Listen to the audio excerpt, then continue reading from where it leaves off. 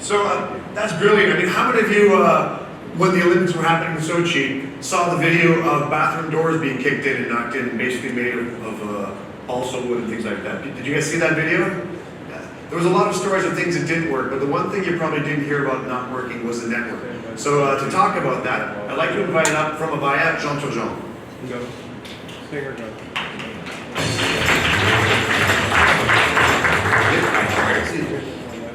Great. So we kicked it off with that video that kind of brings to light the experience and the sheer capacity of the network that you guys built or participated in building in Sochi for the Winter Olympics. Can you tell me a little bit about the network, and just so I can frame Avaya's role with other providers, who all was involved and what portion did you bring to it? So basically, Avaya was the official sponsor based on, again, a technology evaluation award to provide all of the telecommunication equipment. So that included anything to do with telephony or unified communication, if you prefer, the contact center, and of course the entire network infrastructure. Obviously, there are a lot of components that we did not deliver, so we had to work very closely with some of the telcos to provide, internet services, connectivity. Obviously, this is a web-driven, event. Failure is not an option. So again, really the one team collaboration across all of those parties, including third party for security, appliances, and so on that took part of it. So my notes say that you work with Russian carriers like Rostocom, Megaphone, and Atos was a system integrator for you? That's correct. Yeah. So you guys, you say it's one team. What do you mean by that work as one team versus a normal network that you would do? There's no finger pointing allowed, right? The event, there's no replay. There's no sorry, we missed that, let's do it again.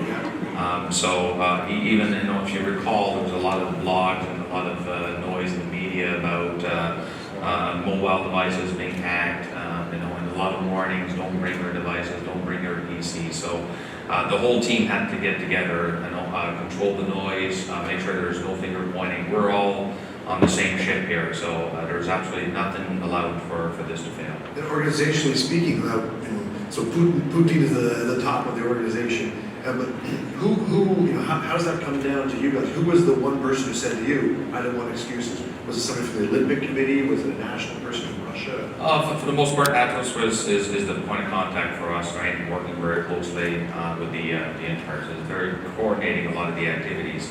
But again, if you were to compare this with today, not that it's always like that, but the finger pointing when some of our customers today deploy geo-redundant kind of solutions like data center interconnectivity or large geographic dispersed networks. Yeah.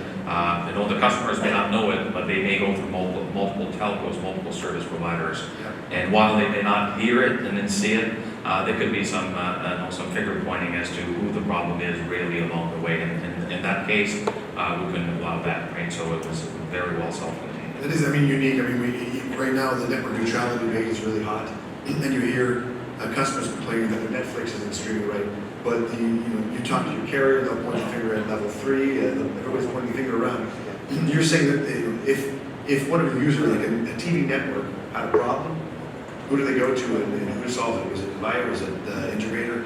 And there's no finger pointing, so somebody has to fix it. Who fixes it? Yeah, so again, the server call would be placed. Thank God there are no such instances. So we had zero severity 1 or severity 2 during the Olympics. So that's the good news. But pending anything that could happen, again, Atos becomes is really the point of contact. And then from there we manage the case, and everybody has to do their share to troubleshoot that. Were you yourself on the escalation list somewhere? We had a list of executives that were watching this carefully. Throughout the entire Olympics, we had a physical presence of executives being on site. But we were all hoping that our phone would not ring. We did get the 2 a.m. call. That's it, exactly. And we didn't. So,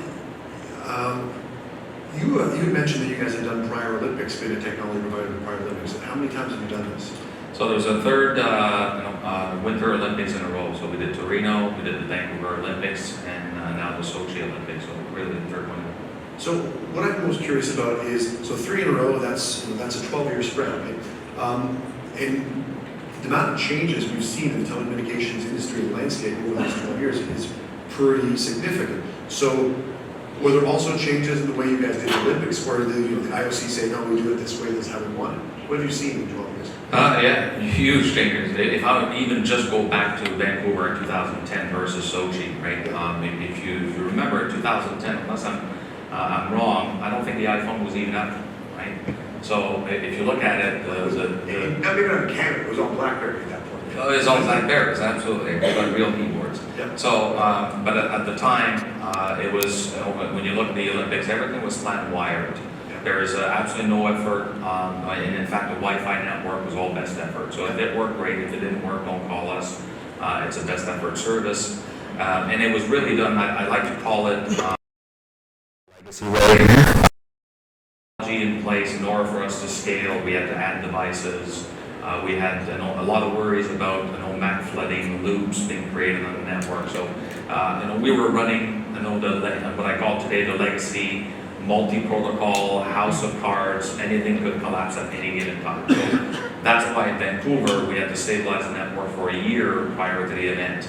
Right, so it's a long-term kind of investment, and also a long time before the event actually starts, and not allowing any changes because of this fragility that we were dealing with. In Sochi, because, like you said, Putin had to invest a lot, right?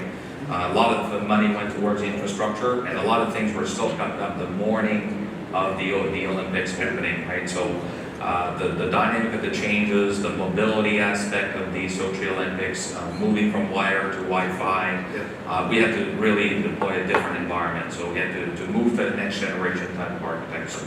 One of the things you're saying, that load planning in Vancouver had to be very specific, but in Sochi was looser. Like you didn't have the specific load planning, you could just absorb a lot more content, or? It's interesting you put it that way, right? But in Vancouver, we really had to engineer everything based on the worst case scenario, except every month it seemed that the worst case scenario got worse. Yeah. So we constantly had to scale, from again, the size of tables, MAC addresses, ARP tables, and all this stuff that all of the techno geeks will understand here.